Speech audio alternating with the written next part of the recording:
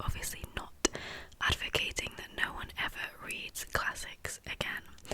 And there are some amazing classics out there that I do highly recommend. However, so many people, there are a lot of barriers to entry for the classics in terms of the style of writing, which can be quite hard to get on board with and get to grips with. The kind of vocabularies used can sometimes be very jarring for modern audiences. Things like the subject matter and the pacing and the structuring can all feel very alien to us as modern readers. And there, are a lot of classics out there that I've read in the past and tried to read, and I don't really know why, because I don't think they were very good, and yet somehow they have these big reputations for books that we should aspire to read. So I'm here to give you 5 alternatives to some of these classics that I think do a very good job, personally, of capturing some of the same themes and vibes of those books. So you might have to bear with me, hear me out on this one, but let's just get into it. So I've just said, there are some incredible classics out there, and actually the first book I'm kind of doing a swippy swap on is one that I loved, and one that I think people should read if they feel like they can get on board with it, and that is Mary Shelley's Frankenstein.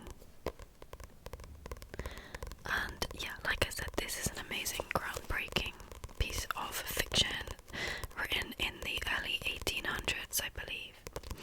And I'm not going to really tell you too much about the story of this, because I'm sure we all kind of have an idea. But essentially, Victor Frankenstein, a scientist who is delving into new territory, creates a new being, essentially the monster, as we could call him. He essentially pieces together bits of dead humans and reanimates using electricity. It's kind of a bit vague, but then basically it all goes downhill from there, and we have a lot of themes around scientific progression and moral responsibility, and the idea of just because you can do something doesn't necessarily mean you should do it, and that kind of human hubris of trying to be God but then not taking accountability for your actions as well.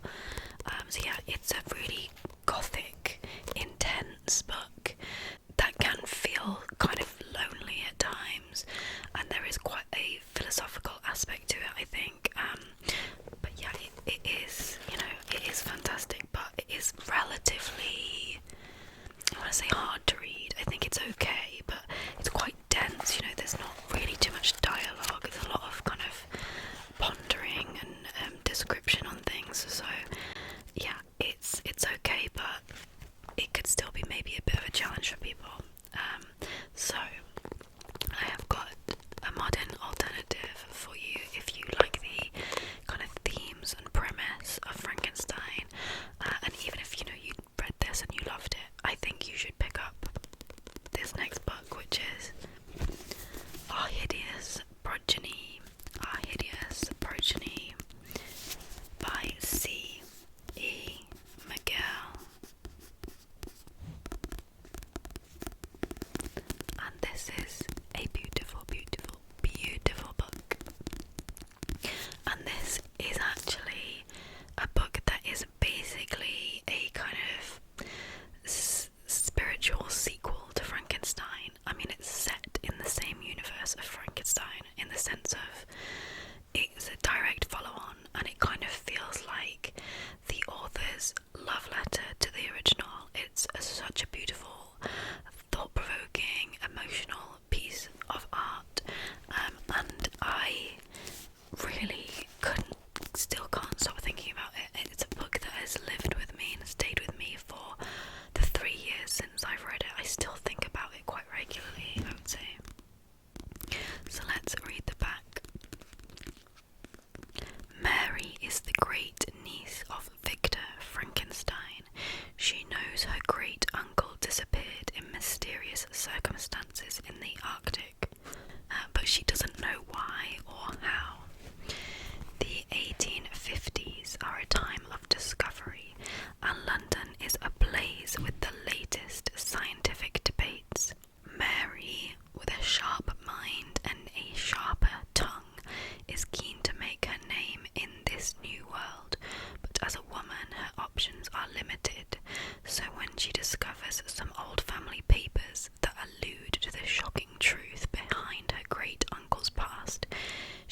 thinks she may have found the key to securing her future, but that ambition will come at a cost, especially when a deadly rival sets out to steal her secret.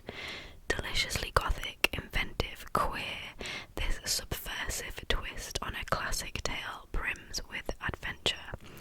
I feel like the fact that it specifies it's queer there is almost like a teeny tiny little spoiler, but this is, like I've said, a beautiful book, beautifully written, incredible characters that are very vivid, and some characters that you will love and some characters that you will want to throttle, but it does have that sense of the kind of gothic, which is one of the key points of Frankenstein, I think, and that kind of lonely isolation. Particularly there's a section set up in Scotland in a kind of remote castle area, so that really encapsulated some of the vibes of Frankenstein for me, and of course, you know, we do have a very similar idea and premise, because Mary literally finds the papers from Victor Frankenstein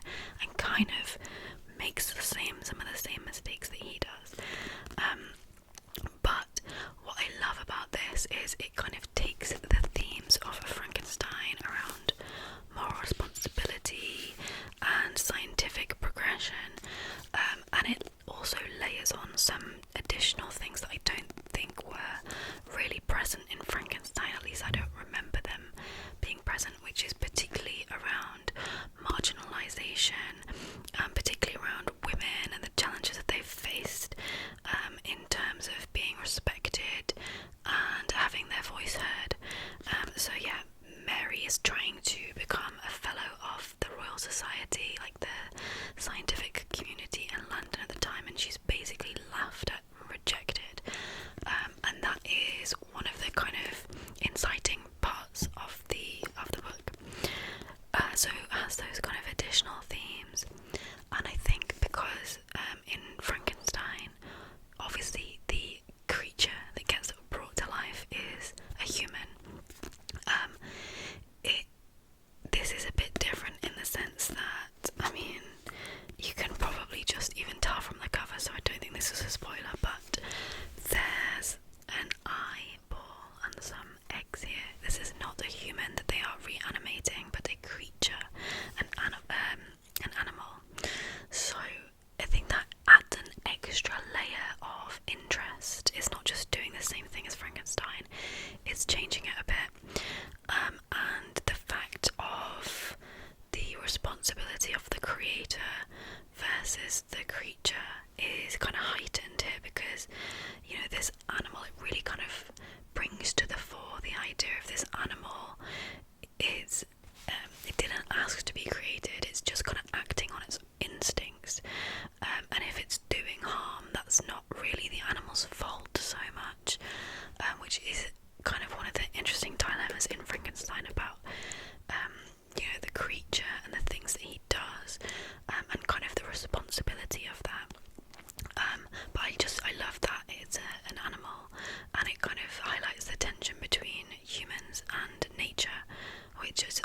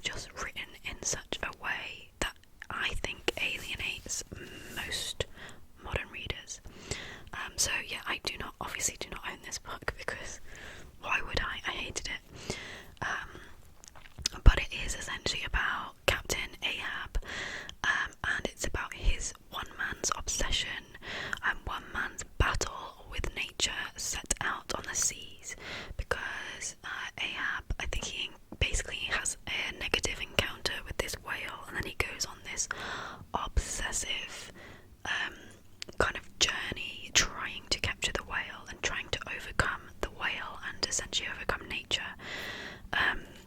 So yeah, I did not get on with this book.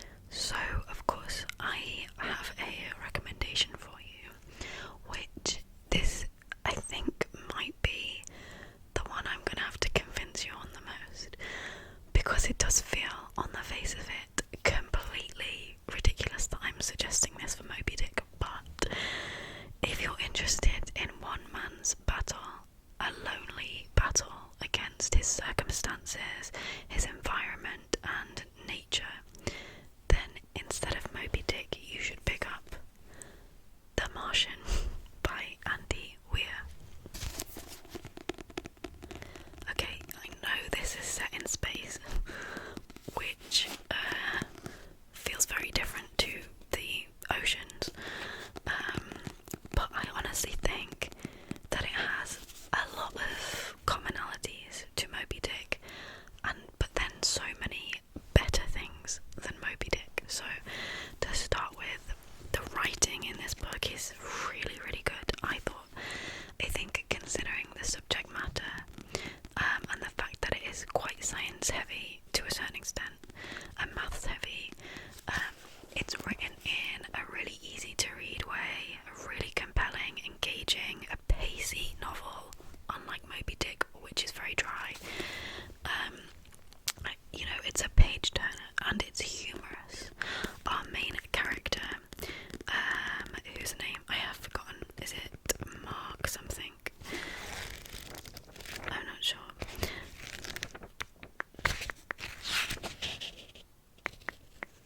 I don't know. Our astronaut, let's just call him the astronaut. He is, it is Mark Watney.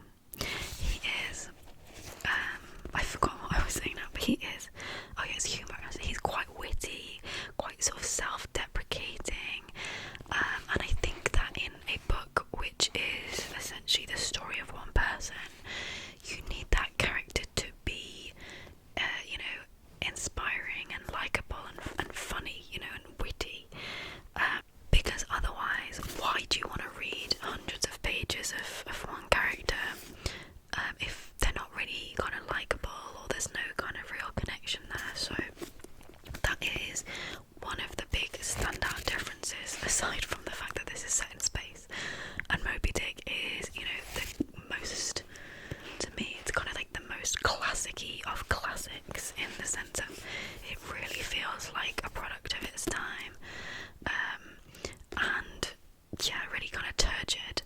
So yeah, the environment, the feel of Moby Dick is very different to this. This is infinitely better in my opinion. But like I said, the themes of one person battling their circumstances on their own, in the difficult environment. Okay, it's Mars versus the ocean, but having to overcome many obstacles, and it's kind of a tale of survival. And in Moby Dick we get a lot of technical language around whaling and fishing, so much, okay, the point that I stopped reading, which I think is actually relatively early on, was it was pages and pages of a kind of category of whale types and different subspecies of whale, which I think it could be done in an interesting way. It's not that I'm adverse to learning about whales, but it's just like reading a dictionary, and for me that's not what I want to get out of my fiction. So yeah, The Martian also does have science elements, technology elements, but as I've said, because it's in a writing style that is engaging and approachable for a modern audience, if you want something a bit technical, like Moby Dick, you can read The Martian, and his kind of calculations on kind of how he's going to survive, all the components, the kind of technology that gets used, does go into a decent amount of detail on that, and his particular thought processes as well. This is a book that makes you feel emotional, not completely detached like Moby Dick.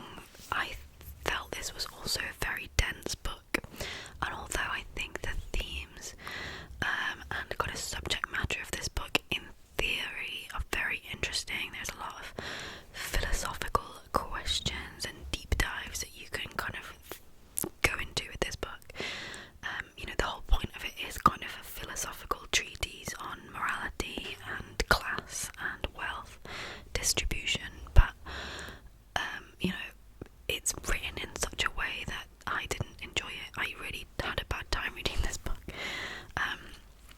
And I think,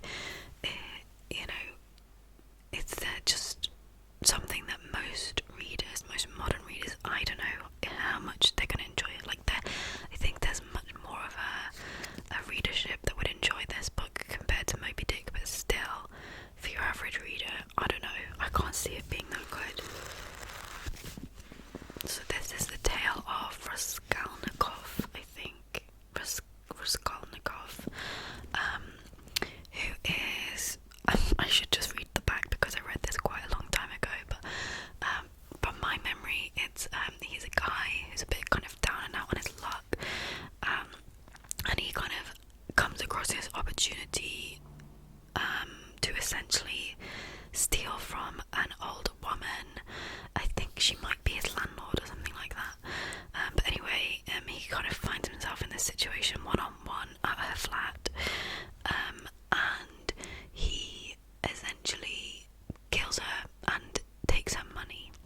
And then I think that happens relatively early on, and then the whole rest of it is his kind of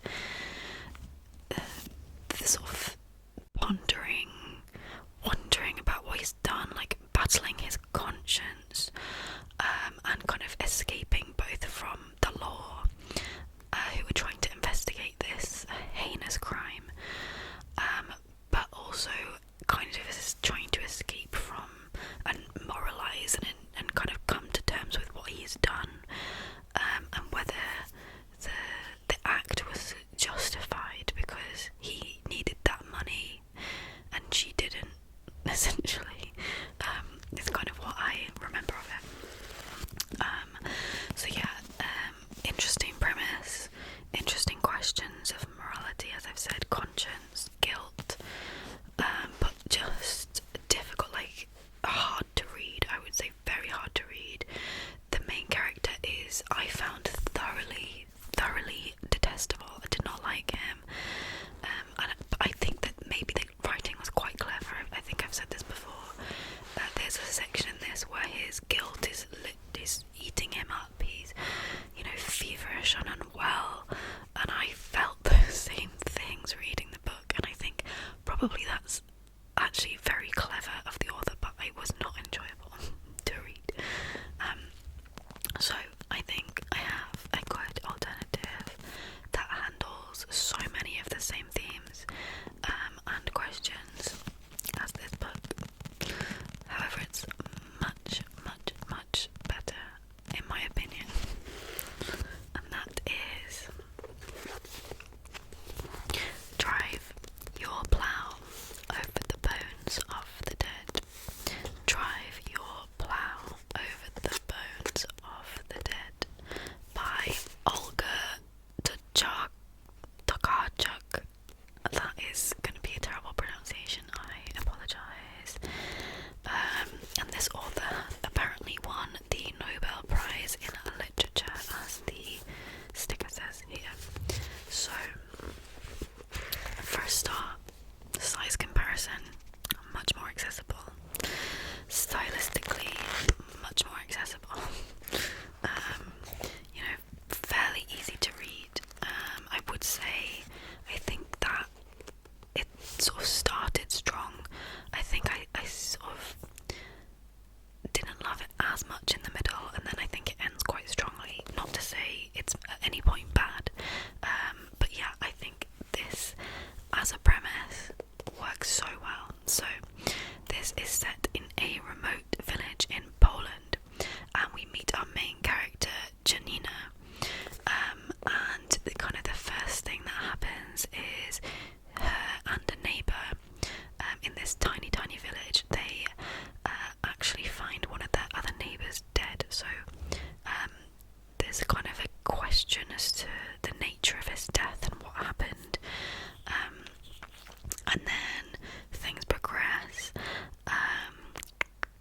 I'm trying to see whether what I'm about to say is potentially a spoiler, but yes, okay, so there are more bodies that get found eventually, so I just wanted to check that wasn't classed as a spoiler. But essentially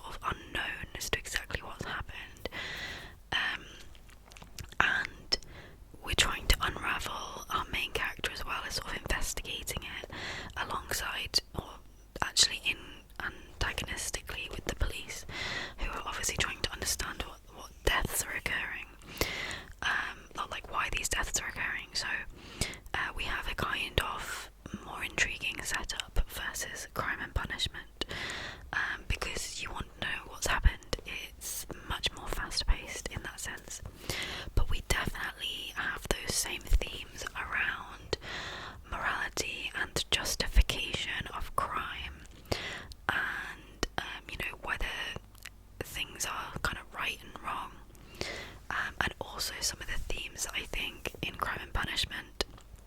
There's a kind of feel of, I felt certainly in Crime and Punishment, a feel of isolation, because even though Raskolnikov is in a big city, I don't know where it takes place, but he lives in a big city, and surrounded by people, you know, bustling streets and things, you get a real sense of isolation, mentally and internally, because he's set himself apart from these people because of the hideous crime that he's commit, and you know, he feels very separate from everyone else. Whereas in this book, for a start, our main protagonist, our kind of, I don't think she's narrating it as such, but Janina is way more likeable. The characters in it are all like interesting and intriguing, and many of them are likeable characters, unlike Crime and Punishment. But yeah, what I was saying was the sense of isolation doesn't really necessarily come mentally. I think there is an aspect of that because we have some quite eccentric characters who are a bit different from your average person, but because they live in a rural, remote village, the isolation kind of comes from the setting. So I kind of liked that as a kind of contrast to Crime and Punishment.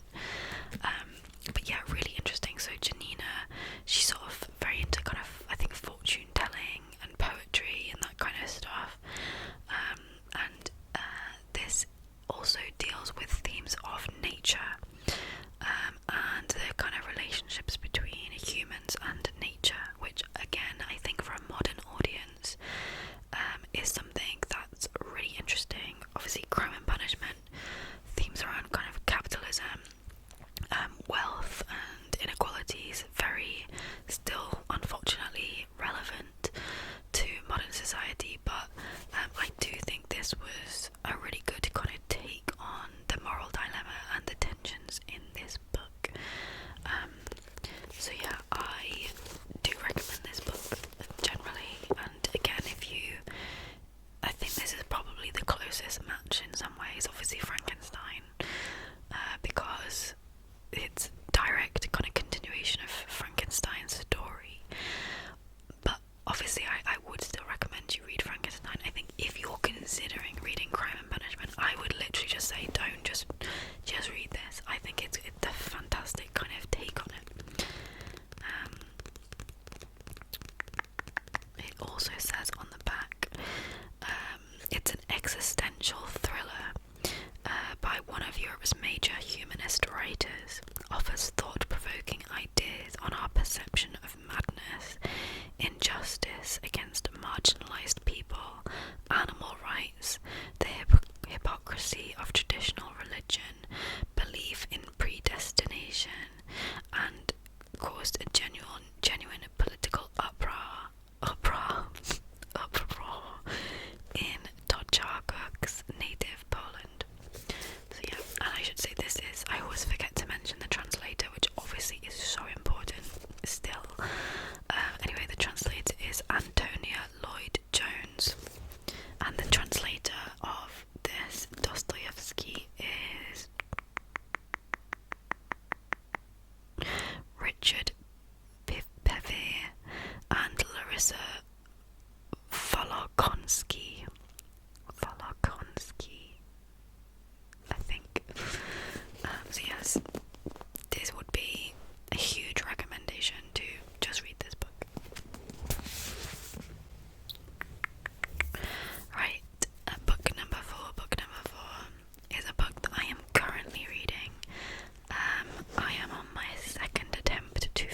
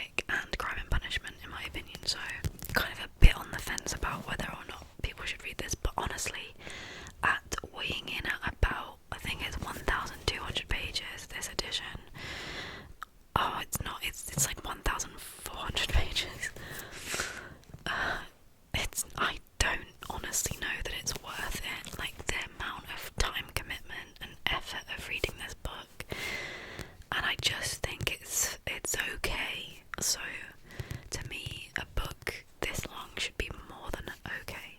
And I know that this one, you know, is another groundbreaking novel. Of course, it's an incredible achievement for this to have been written. I'm not diminishing that, but yeah, I just don't know. There are, I think, better books for a modern audience to read that cover the themes of war and peace. So yeah, this is set in Russia around the Napoleonic Wars, so in the 1800s basically. We have a whole massive cast of characters. I don't know how many. It's kind of hard to keep up with some of them sometimes, but loads of characters, and we just kind of see their lives unfolding. Some, you know, impacts of the war, some kind of social maneuverings, and commentary as well. So one of the things that I think does make this quite dry is we do get kind of a lot of war strategy and almost kind of lectures that feel like a history lesson rather than being immersed in a novel.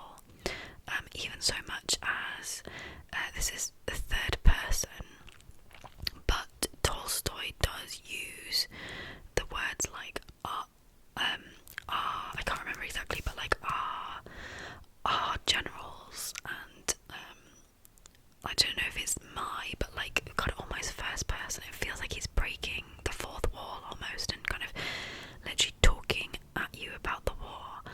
And yeah, for me, that just, like I said, it feels kind of dry. I don't feel quite as connected to the characters as I would like in an epic along this scale. I want to be really invested and really on board with those characters, but I just don't get that. I feel quite removed from it. So instead of War and Peace, once again I have not mentioned the translator. It's Anthony Briggs. So happy to put that down instead. And I have talked about this book a lot recently because I did just read it a few months ago, and it is Captain Corelli's Mandolin by Louis de Bernieres. And it's, you know, still not that short a book. I think it's about 500 pages, but just look at them side by side. This is a relatively long book for modern standards, and then you have this War and Peace epic next to it. So this is historical fiction still, so we do get that same element of set in a time, bygone times, set in a period of turmoil and war. However, this is set in the Second World War versus Napoleonic Wars, and it's set in Greece as opposed to Russia. But even though, you know, I feel like certainly in the UK anyway, we do a lot, you know, when I was at school, we did a lot of studying the Second World War, but I'd never really encountered this kind of view on it before, which is the invasion of Greece by Italy, which I didn't really know was a thing, to be honest. Obviously knew that Italy was a part of the Axis powers, and, you know, allied with Germany in the war, but I didn't really know that much about what was going on in the Mediterranean specifically. So I did enjoy learning about that. However, I say learning in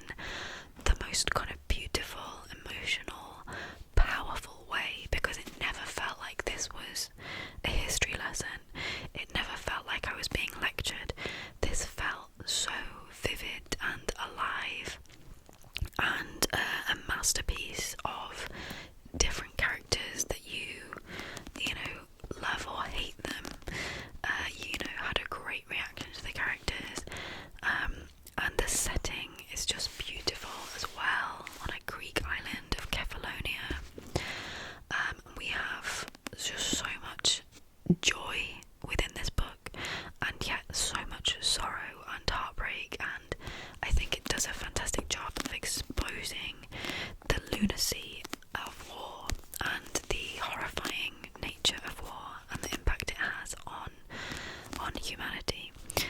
So we get that kind of war and peace contrast that we, literally get in War and Peace. But I just think this brings it to life in such an amazing way.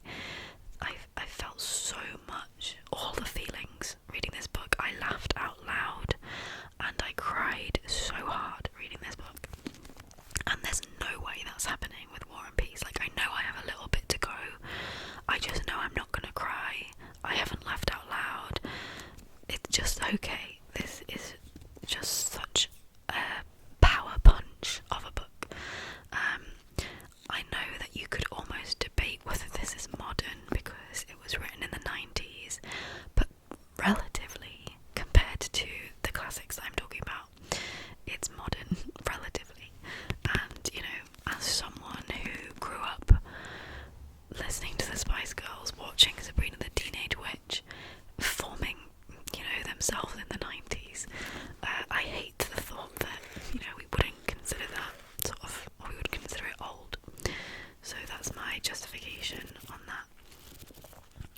I haven't really said what this is about particularly, but yeah, it's set on the island of Kefalonia. We have a big cast of interesting characters, and essentially takes you through the impact of invasion and war, but it also it kind of looks into communism versus capitalism and the extremes of those kind of political ideologies and those impacts there. So yeah, fantastic, incredible, highly recommend. A word of warning though, I do know that a lot of people don't really love the ending of this book, and I can completely see why. Like, there are some frustrations towards the end of this book, but for me, the rest of it, I can completely overcome that because of how much I just loved this book in general. So yeah, love it. I should also say that my preconception about this book was that it was all just going to be focused entirely on the romantic side of things. However, the romance, does play quite a large part, but it's absolutely not the focal point of this story. I would not say this is a romance book. It has like a decent element of romance, but don't let that put you off if you don't normally read sort of romancy books. And yeah, just to kind of reiterate, I wanted to use the analogy of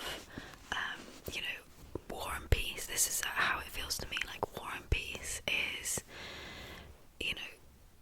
thinking about like sailing. Okay, so War and Peace is being in a lovely park with a lovely lake, very placid, and you're on a rowing boat and you're having a nice time, but you're just kind of gently rowing across the lake, but you're putting effort in and there's not that much excitement, but it's nice, like it's okay, it's pleasant.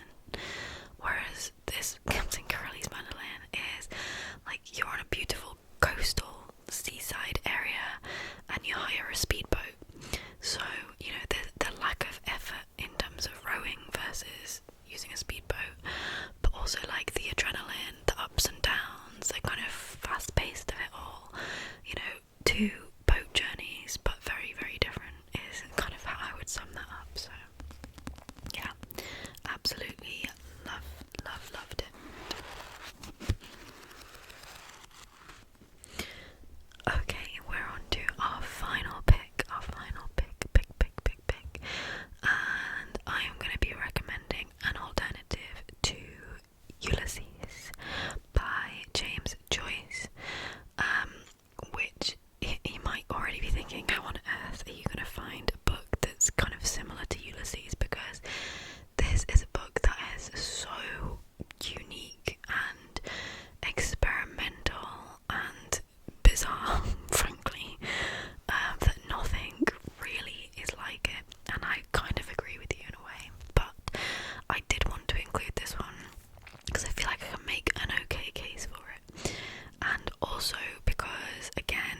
Ulysses is another book that I struggled with. I finished it.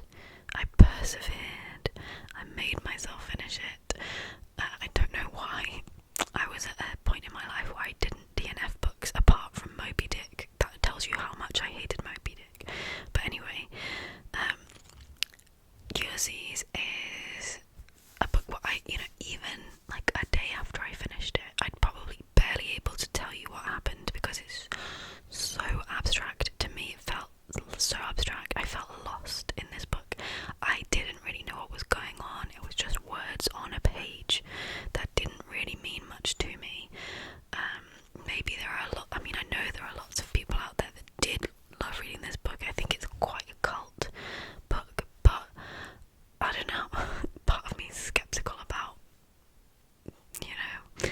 them really having engaged with it to that level, which is obviously bad for me to say, but also I think for 99% of people, you're really not going to get that much out of it. You're not really going to love it. If you just want to read for fun, I would not suggest reading Ulysses. It's another long book as well, so it's not like you're able to just kind of read 100 pages and then, okay, fine, I've tried it, that's it. If you want to commit to reading this book, it's a significant undertaking. So what is it about? Well, I can't really tell you, but what I know is I think it follows Leopold Bloom, I think is the main character's name. Basically, it was very experimental. I can't remember the name of the kind of style that it essentially started and was the kind of forerunner and the kind of like the linchpin of that literary style. Some kind of postmodern thing, I guess, abstract. But yeah, it follows the events of one day. I think we actually get like two perspectives, but it's really mostly about this guy Leopold Bloom and just stuff that happens to him that one day. I think there's a funeral. I feel like I remember him like walking down the road and going to the beach or something. Something about is it like not a tower, but I remember him like going up to the top of a building or something. This is literally what I mean about how little impact, and this isn't because of time on my memory. This is what I would have been able to tell you immediately after having read it. But the reason that it's like that is because it is a stream of consciousness style, so it's like trying to replicate all the thoughts going on in this person's head, so that's why we don't really get a distinct narration or a clear idea of really exactly what's going on, the same way you get with regular novels. So yeah, I don't think there might not be any punctuation in it as well. I might be wrong on that, but I have a feeling that's the case. It just adds to the kind of confusion of just words on a page that are quite hard to follow. Because yeah, if you did write down every word that came into your head, it probably would be a lot of nonsense and very abstract. So yeah, there are certain events that happen to this guy across the course of a day, and it feels very unanchored, and I felt very lost in it. So again, bear with me. What I would suggest is, if you want to read a book that's kind of known for its structure and its style rather than its contents so much, and a book that does make you feel a little bit kind of unanchored to characters are not the main point of this book, then I would recommend Orbital by Samantha Harvey. Orbital.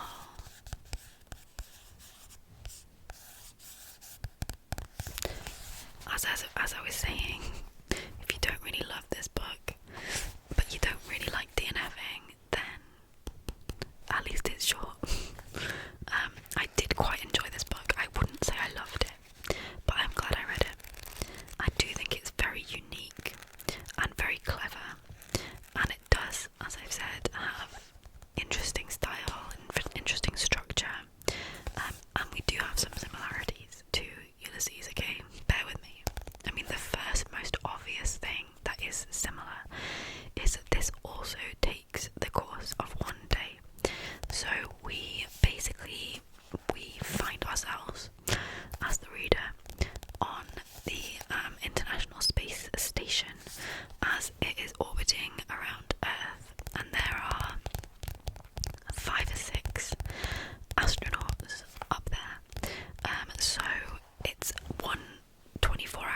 cycle of them orbiting the Earth. However, because of how fast obviously they are being pulled around the Earth,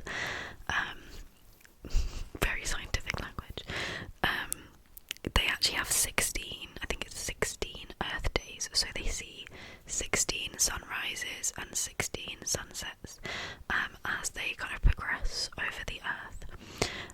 And I do think this is beautifully written. It is very kind of ponderous and philosophical feeling, and it does, I think it's very clever because obviously the setting is the space station transiting around the Earth, and this book, the style of it also felt very kind of transitory, very fluid, very descriptive, and quite unanchored because it's not really about the characters and the astronauts. We get little snapshots of some of their lives and thought processes, but it's not really about them as such. It's just the experience of being in orbit with them for a day and what's happening, and the kind of pondering nature of what's in the book, basically. I did like some of the language, I think, particularly colour. I think it did do a very good job of transporting you to that situation, and it is, it doesn't make you think about so many different aspects of the human life and what it means to be human, but also again the kind of nature versus humanity vibe to it all as well. So, and I think that with Ulysses, again, it's sort of it's more zoomed in on one character, but you do feel not that connected to it because of the style, because it's so experimental, because it's so abstract. And so that's the kind of similarity, I think. If you want a bit of a different book that's not really just about, it's not like a normal story of a character with some events that happen to them, then this would be quite a good comparison.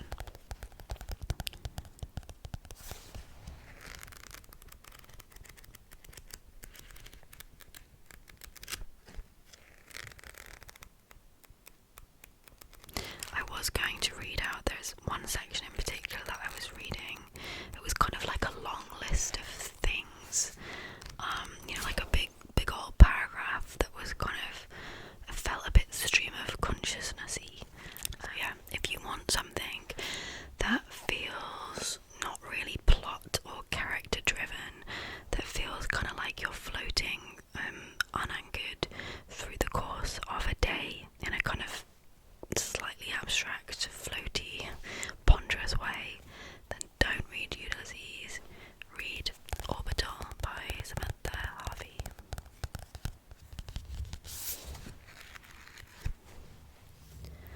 And there we have it. Those are my 5 modern alternatives to classics. I hope you enjoyed the video. I actually had so much fun putting this together in terms of thinking about the books I wanted to include. It all started with Frankenstein, basically, because I just couldn't get Our Hideous Progeny out of my head. I thought it was so fantastic, and then the idea just kind